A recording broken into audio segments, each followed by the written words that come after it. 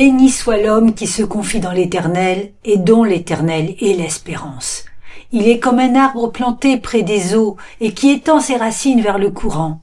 Il n'aperçoit point la chaleur quand elle vient, et son feuillage reste vert. Dans l'année de la sécheresse, il n'a point de crainte, et il ne cesse de porter du fruit.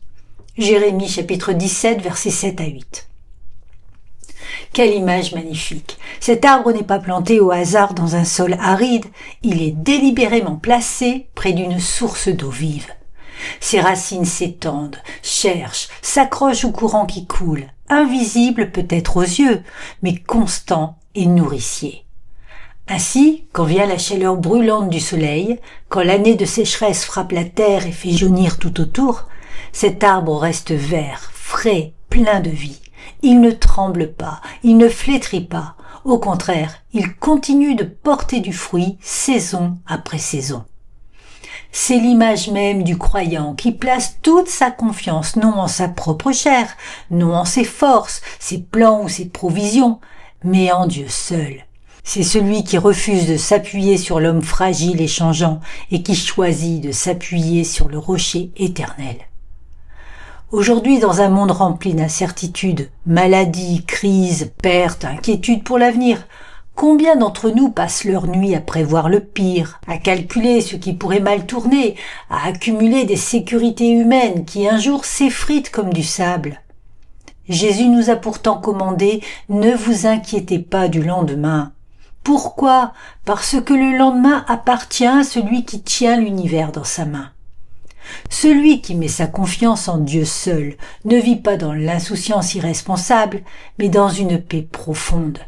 La sécheresse peut venir, épreuves, souffrances, désastres, silence de Dieu apparent, mais au plus profond de son être, il sait que la source ne tarit pas.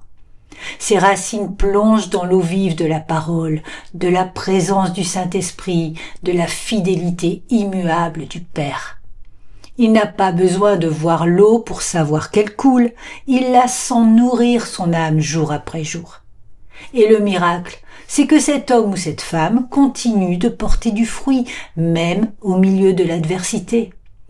Le fruit de l'amour, de la joie, de la paix, de la patience, de la bonté, ces fruits que l'Esprit produit en nous quand nous restons attachés à la vigne. Les autres s'étonnent, comment peut-il rester serein dans une telle tempête?